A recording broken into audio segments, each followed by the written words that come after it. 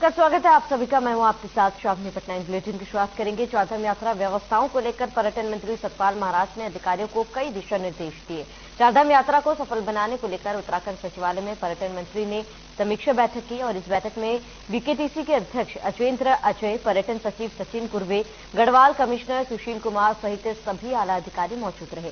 मंत्री सतपाल महाराज ने बताया कि सभी तीर्थयात्रियों को हर संभव बेहतर सुविधाएं मुहैया कराई जाएंगी। मौके पर ऑफलाइन रजिस्ट्रेशन भी किए जाएंगे। अभी हमारी मीटिंग हुई है और बड़ी महत्वपूर्ण मीटिंग है। इसमें फाइनल इंस्ट्रक्शंस दे दिए गए हैं। माननीय मुख्यमंत्री जी के निर्देश भी इसमें जो है प्रसारित कर दिए गए हैं, दे दिए गए हैं।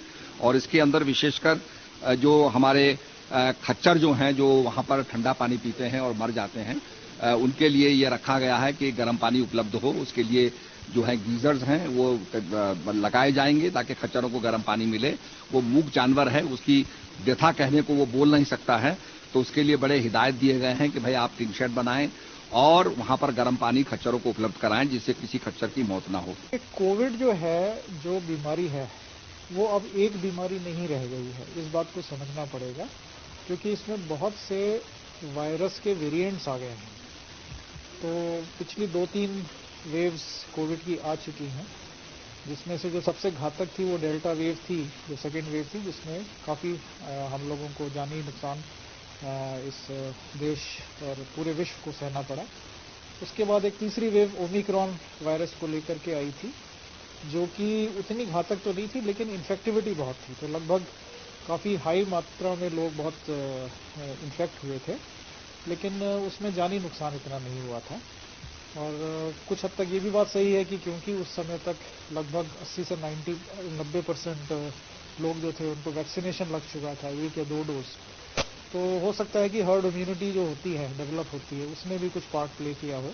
मिलाकर के जैसे मेरे संज्ञान में आया था कि डॉक्टर्स 5 दिन की दवाइयां लिख रहे हैं। जो दूर दराज से व्यक्ति आता है वो ठीक नहीं है, क्योंकि गरीब व्यक्ति अगर यदि पहाड़ी क्षेत्र से कहीं से भी आता है तो 5 दिन की दवाइयां, या तो 1 दिन जाना 1 दिन आना, 3 दिन की उसको दवाई मिलती है। इसको बढ़ा करके मैंने एक निवेदन किया है प्राचार्य महोदय जी से, तमाम डॉक्टर से, कि आप कम से कम उसको 15 दिन का कीजिएगा। तो उत्तराखंड सरकार 11 अप्रैल को बड़े स्तर पर प्रदेश भर में स्कूल चलो अभियान की शुरुआत करने जा रही है। कार्यक्रम में बच्चों को निःशुल्क किताबें वितरित करने के साथ ही सरकारी स्कूलों में प्रवेश के लिए प्रोत्साहित किया जाएगा। शिक्षा मंत्री डॉक्टर धन सिंह रावत ने बताया कि स्कूल चलो कार्यक्रम के लिए सभी तैयारियां पूरी कर ली गई है। प्रदेश भर के स्कूलों में विभिन्न कार्यक्रम आयोजित किए जाएंगे। इस दौरान बच्चों को निःशुल्क किताबें वितरित की जाएंगी।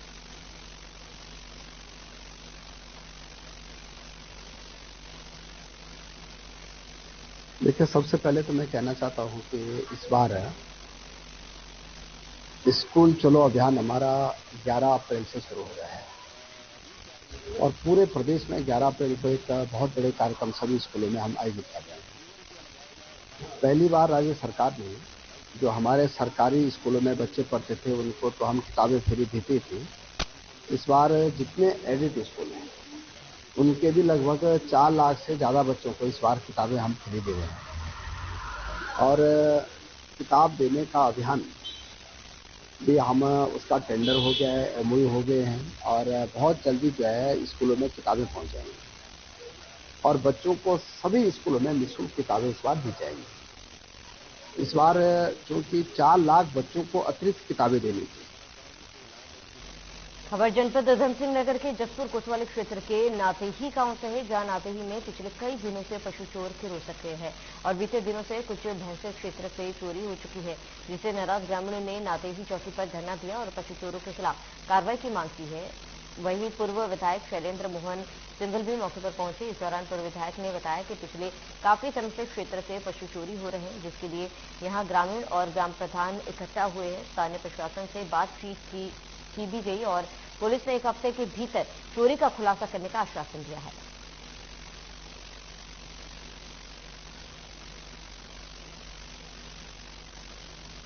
पिछले एक पखवाड़े में लगभग 25 भैंसें इस क्षेत्र से चोरी हो चुकी हैं और जिनकी चोरी है सब गरीब लोग हैं, उस पर आश्रित हैं, भैंसों के जो भैंस पालन पर आश्रित थे।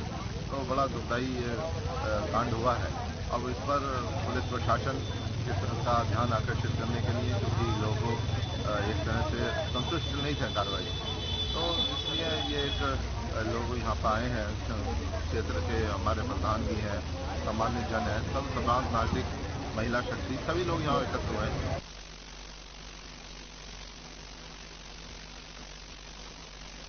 दिल्ली में प्रधानमंत्री नरेंद्र मोदी समेत तमाम केंद्रीय नेताओं से मुलाकात के बाद उत्तराखंड वापस लौटे मुख्यमंत्री पुष्कर सिंह धामी उन्होंने मुख्यमंत्री आवास पर प्रेस कॉन्फ्रेंस की। उन्होंने बताया कि प्रधानमंत्री से हुई मुलाकात में उन्होंने प्रधानमंत्री से राज्य के विकास पर चर्चा की, साथ ही राज्य में चल रही योजनाओं के बारे में अवगत भी कराया गया। सीएम ने बताया कि प्रधानमंत्री नरेंद्र मोदी को उन्होंने जोशीमठ प्रभावित के पुनर्वास प्रधानमंत्री आवास योजना के तहत 25,000 मकान राज्य को आवंटित हो, इसके साथ ही 125 मेगावाट बिजली प्रोजेक्ट की स्वीकृति और राज्य में वंदे भारत एक्सप्रेस चलाने की प्रधानमंत्री से मांग की है। प्रधानमंत्री जी से क्योंकि बहुत सारे जो प्रोजेक्ट यहाँ पर चल रहे हैं उन सभी के बारे में उनको जानकारी दी, कुछ उनसे अनुरोध भी किया है। जो हमारे प्रमुख योजनाएं हैं उन योजनाओं के लिए माननीय प्रधानमंत्री जी को, जैसे जोशीमठ का हमारा मेन पुनर्वास होना है, उसके संबंध में भी उनसे अनुरोध किया है। प्रधानमंत्री आवास योजना में जो लक्ष्य है 25,000 मकानों का, वो हमको आवंटित हो जाए। इसी प्रकार से 3200 किलोमीटर पीएमजीएसवाई की सड़कें बननी हैं, उसके लिए भी कहा है। इसके साथ साथ 125 मेगावाट बिजली लगभग हमको जो है छोटे प्रोजेक्टों से 25 मेगावाट से छोटे प्रोजेक्टों से हमको मिल सकती है या बन सकती हैं उसकी योजनाएं, तो उसकी स्वीकृति राज्य को मिल जाए और वंदे भारत एक्सप्रेस जहां से भी सूटेबल हो वहां से एक चलाई जाए। इन सब बातों के लिए मैंने प्रधानमंत्री से अनुरोध किया है। सौंग डैम के लिए भी अनुरोध किया है निर्मला सीतारमण जी से भी, और रेल मंत्री जी से कुछ नई ट्रेनें चलाने के लिए उन्होंने मुझे आश्वस्त किया है। टनकपुर से देहरादून की एक ट्रेन, रामनगर से देहरादून की ट्रेन और वंदे भारत के लिए आगे एक्सेसिबिलिटी के आधार पर इसको चलाने का भी।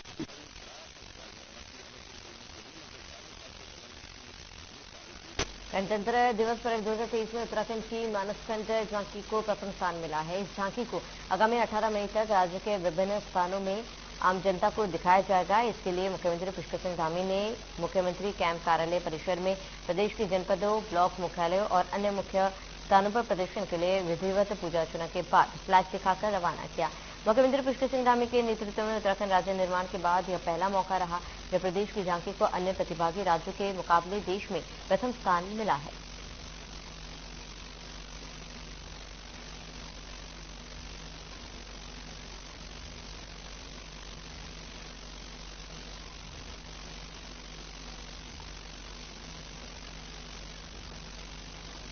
राज्य में एक बार फिर कोरोना वायरस के मामले लगातार बढ़ रहे हैं, जिसको देखते हुए नैनीताल जिले में भी स्वास्थ्य विभाग अलर्ट हो गया है। मुख्य चिकित्सा अधिकारी भागीरथी जोशी का कहना है कि आईसीएमआर और निदेशालय के दिए गए निर्देशों के आधार पर बुखार, जुकाम, सांस वाले मरीजों के कोविड-19 के टेस्ट कराए जाए। साथ ही कॉन्टैक्ट ट्रेसिंग पर भी ध्यान दिया जा रहा है। गौरतलब है कि पिछले सप्ताह से राज्य में कोविड-19 के मामले एकाएक इजाफा हुआ, लिहाजा केंद्र राज्य सरकार की गाइडलाइंस के मुताबिक स्वास्थ्य महकमा काम कर रहा है। साथ ही अस्पतालों में भी ऑक्सीजन सहित अन्य व्यवस्थाओं को दुरुस्त कर दिया गया।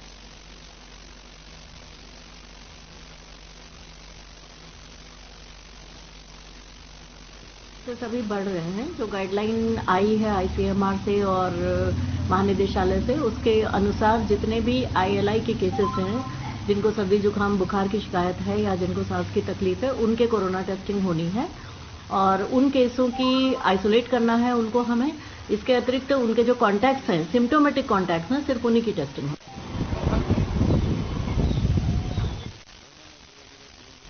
थराली विकासखंड के रायकोली गांव के पौराणिक नारायण मंदिर में आज से श्रीराम कथा का आयोजन शुरू हुआ है। कथा का आयोजन 14 अप्रैल तक किया जाएगा।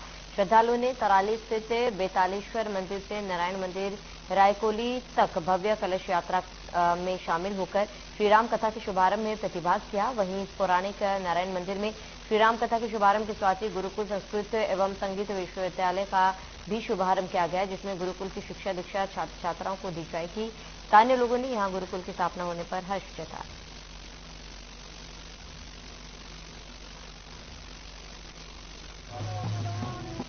यहाँ पर स्थापित की जा रही है, जो कि जो है पूरे महोत्सव के दौरान जो है अखंड ज्योति यहाँ जलती रहेगी। साथ ही जैसा कि आपको जो है व्यास जी ने बताया, यहाँ पर जो है उनके द्वारा, उनके माध्यम से, सौजन्य से संस्कृत विद्यालय एवं संगीत विद्यालय की स्थापना की जा रही है। मैं उनका इसके लिए बहुत बहुत धन्यवाद करना चाहता हूँ कि उन्होंने जो है श्रीनारायण मंदिर के जो है स्थल को इसके जो है पाया। आज से यहाँ पर बद्री नारायण संस्कृत विद्यालय का शुभारंभ होने जा रहा है, जिसके उपलक्ष्य में श्री राम कथा का आयोजन समस्त ग्रामवासी क्षेत्रवासियों के द्वारा किया जा रहा है। और ये क्षेत्र ग्राम रायकोली, नारायणधार, पिंडर घाटी, थराली में माँ बदाहण की जो भूमि है, भूमि में सुंदर बद्री नारायण संस्कृत विद्यालय का शुभारंभ किया जा रहा है, जिसमें कि विद्यार्थियों को संस्कृत की शिक्षा, संगीत की शिक्षा, इन समस्त शिक्षाएं दी जाएंगी। भाग्य है कि आज हमारी ग्राम पंचायत सिनीतली के श्री नारायण मंदिर नारायणधार रायकोली स्थित जो है मंदिर प्रांगण में श्री राम कथा का महोत्सव आज दिनांक 5 अप्रैल 2023 बुधवार से शुरू किया जा रहा है। सर्वप्रथम कथा से पूर्व आज आप देख रहे होंगे कि भव्य कलश यात्रा का आयोजन किया गया है।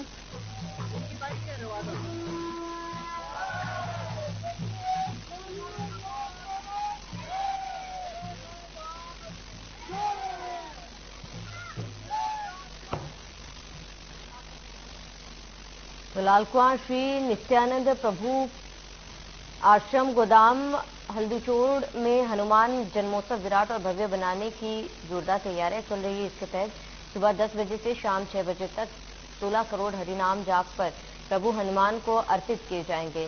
जगदीश होटल में आयोजित पत्रकार वार्ता में गोदाम हल्दीचोड़ के प्रबंधक स्वामी रामेश्वर दास ने बताया कि अखंड श्रीमद् भगवद गीता का मूल पाठ अपने आप में भगवान योगेश्वर श्री कृष्ण की आराधना का सर्वश्रेष्ठ साधन है।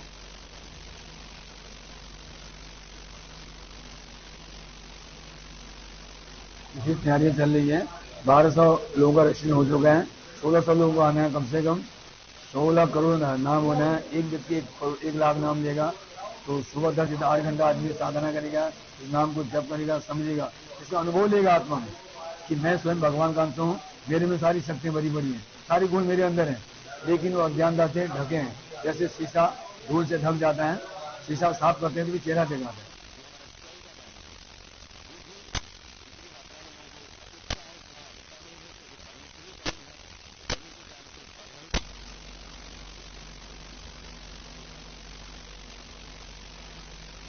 उधम सिंह नगर जिले के किच्छा क्षेत्र में कांग्रेसियों के बीच चल रही गुटबाजी का मामला चर्चा का विषय बन गया है। कांग्रेस के तमाम पदाधिकारियों ने एसडीएम प्रशासन को ज्ञापन देकर राजीव गांधी कम्युनिटी हॉल में संचालित नगर पालिका से भवन खाली कराने की मांग की है। किच्छा में एसडीएम कौस्तुभ मिश्रा को ज्ञापन सौंपते हुए कांग्रेसियों ने कहा है कि राजीव गांधी कम्युनिटी हॉल का निर्माण जनता के सार्वजनिक कार्यक्रम के लिए कराया गया था, लेकिन पालिका प्रशासन द्वारा कम्युनिटी हॉल की ऊपरी बिल्डिंग पर अवैध रूप से कब्जा कर नगर पालिका के कार्य संचालित किए जा रहे। किच्छा में कांग्रेस प्रदेश सचिव संजीव कुमार सिंह, पूर्व दर्जा राज्य मंत्री डॉक्टर हरीश पनेरू, कांग्रेस के पूर्व नगर अध्यक्ष अरुण तनेजा सहित कार्यकर्ता एसडीएम कार्यालय पहुंचे। कांग्रेसियों ने कहा है कि कम्युनिटी हॉल के निचले हॉल में तमाम सार्वजनिक कार्यक्रमों का आयोजन किया जाता है, लेकिन जगह कम होने के कारण आम जनता को दिक्कतों का सामना करना पड़ता है। कांग्रेस पदाधिकारियों ने एसडीएम कौस्तुभ मिश्रा को ज्ञापन देकर 15 दिनों के भीतर कार्रवाई किए जाने की मांग करते हुए आंदोलन की चेतावनी दी। यहां बताते कि किच्छा नगर पालिका परिषद में कांग्रेस के चेयरमैन दर्शन कोहली का कब्जा है। ऐसी स्थिति में कांग्रेसियों द्वारा अपनी पार्टी के नगर पालिका चेयरमैन के खिलाफ ज्ञापन दिए जाने का मामला क्षेत्र में चर्चा का विषय बना हुआ है। कुछ महीने बाद नगर पालिका के होने वाले चुनाव में ही कांग्रेस की इस गुटबाजी का नुकसान कांग्रेस को हो सकता है। आपसी गुटबाजी के चलते लगातार पार्टी के कमजोर होने के बावजूद भी कांग्रेस से कोई सबक नहीं ले रहे।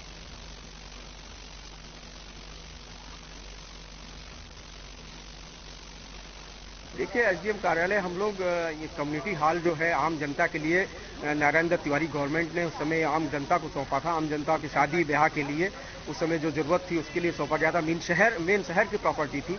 आज नगर पालिका ने इसमें अपना कार्यालय बना दिया है। आम जनता को समस्या का सामना करना पड़ रहा है, बड़ा दिक्कत का सामना करना पड़ा। इसको लेकर के हम लोग आज आए हैं, ज्ञापन दिया है कि नगर पालिका को कहीं अन्यत्र स्थापित किया जाए। उनका अपना बजट होता है, वो अपनी बिल्डिंग स्वयं बनाए।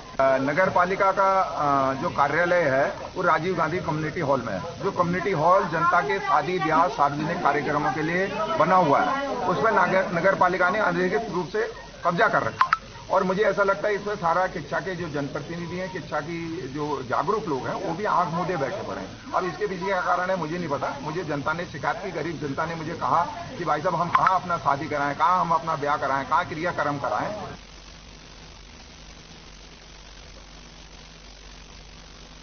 हाल ही में हुई भारी बरसात के चलते किसानों की फसल नष्ट होने पर आज कांग्रेस पार्टी के कार्यकर्ताओं ने एक बार फिर तहसील गदरपुर में धरना प्रदर्शन किया। इसके साथ ही तहसीलदार के माध्यम से मुख्यमंत्री को एक ज्ञापन सौंपा। आपको बता दें कि पिछले सोमवार को कांग्रेस के एक दूसरे गुट के द्वारा किसानों की फसल की मुआवजे को लेकर धरना प्रदर्शन किया। इस दौरान राजेंद्र पाल सिंह ने कहा है कि जिस तरह से किसानों की फसल तहसील क्षेत्र में पूरी तरह नष्ट हो चुकी है, उसका राज्य सरकार को संज्ञान लेते हुए हर तरह के कर्ज माफ करनी चाहिए और किसानों को उचित मुआवजा भी दिया जाना चाहिए।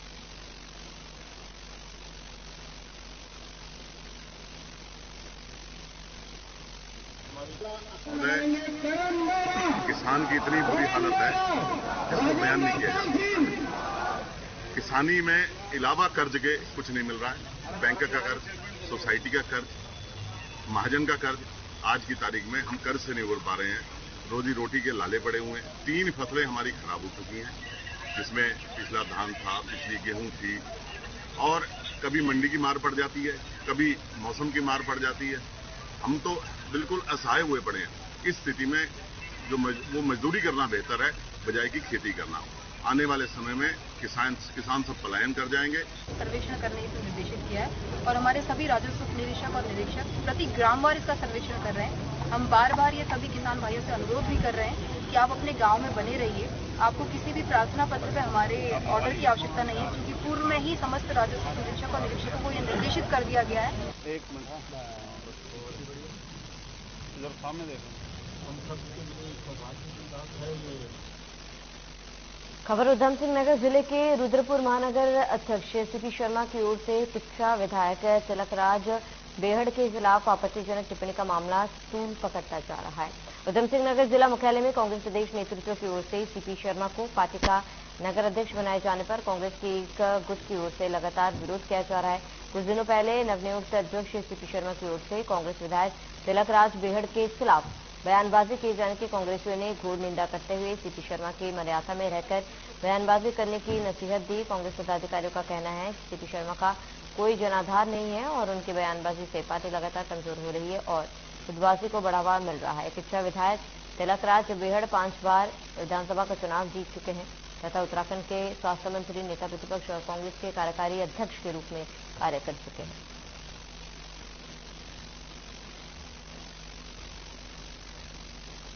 कांग्रेस कार्यकर्ताओं में आक्रोश साफ दिख रहा है। एमएलए के खिलाफ आपत्तिजनक टिप्पणी करने पर अध्यक्ष सीपी शर्मा ने का विरोध किया जा रहा है। तो अध्यक्ष सीपी शर्मा ने टिप्पणी की थी। कांग्रेस कार्यकर्ताओं में इसको लेकर भारी आक्रोश देखा जा सकता है।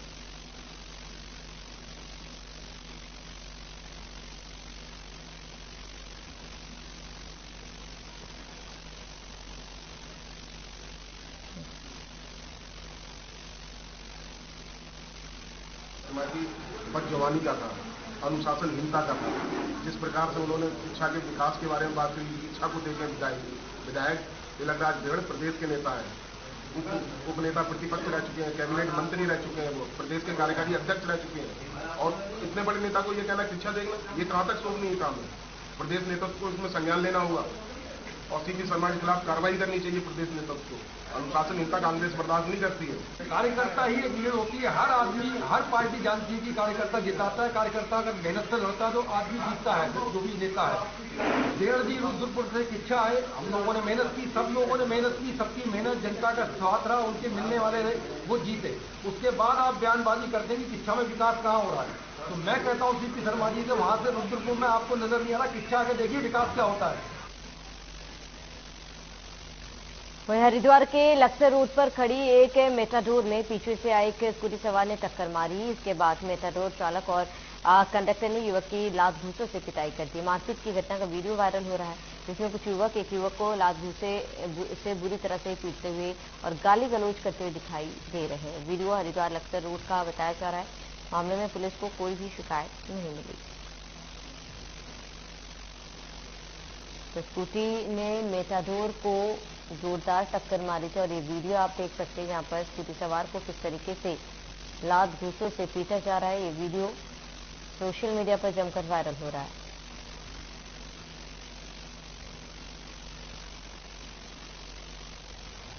वहीं पीएम पुष्कर सिंह धामी ने अपने 2 दिवसीय दिल्ली दौरे में रेल मंत्री, वित्त मंत्री समेत प्रधानमंत्री नरेंद्र मोदी से मुलाकात की, जिसको लेकर बीजेपी प्रदेश मीडिया प्रभारी मनवीर सिंह चौहान ने मुख्यमंत्री के इस दौरे पर अपनी प्रतिक्रिया दी है। उन्होंने कहा, प्रदेश के यशस्वी सीएम ने पीएम मोदी से भेंट कर प्रदेश में हो रहे चहुमुखी विकास का एजेंडा रखा। इसके साथ ही प्रधानमंत्री से जोशीमठ प्राकृतिक आपदा ने प्रभावित परिवारों के पुनर्स्थापना के लिए लगभग 3,000 करोड़ के पैकेज की मांग की है। वहीं उत्तराखंड में रेल कनेक्टिविटी से संबंधित रेल मंत्री से भी मुलाकात कर रामनगर, दिल्ली और देहरादून, टनकपुर के बीच नई ट्रेनों के संचालन के लिए अनुरोध किया। सीएम के इस दौरे को लेकर चौहान ने कहा कि जिस तरह से प्रधानमंत्री का उत्तराखंड के प्रति विशेष लगाव है।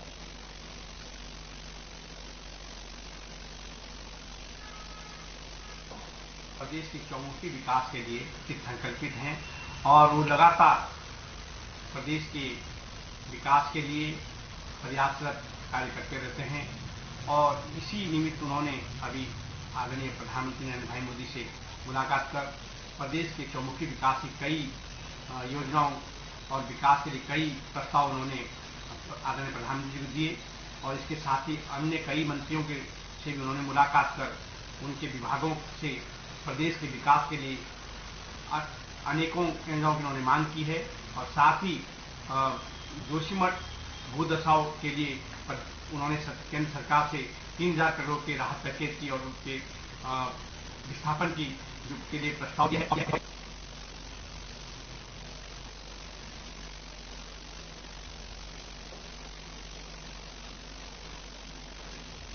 पूर्णागिरी इलाके में आजकल दर्शन के लिए बड़ी मात्रा में श्रद्धालुओं का हुजूम लगने का सिलसिला जारी है। ऐसे में किसी भी तरह के हादसों पर अंकुश लगाने के लिए भैरव मंदिर थानाध्यक्ष हरीश प्रसाद ने फूलीगाड़ से भैरव मंदिर चल रही टैक्सी वाहनों के चालकों को यातायात नियमों की जानकारी के साथ साथ नशे में गाड़ी न चलाने के लिए जागरूक किया। और थाना प्रभारी हरीश प्रसाद ने टैक्सी चालकों को तेज रफ्तार में वाहन न चलाने की हिदायत दी है। वहीं चालकों को बताया गया है कि अगर कोई चालक नशे की हालत में और क्षमता से ज्यादा सवारियों का संचालन करता हुआ पाया जाता है तो उसके खिलाफ आवश्यक कार्रवाई की जाएगी।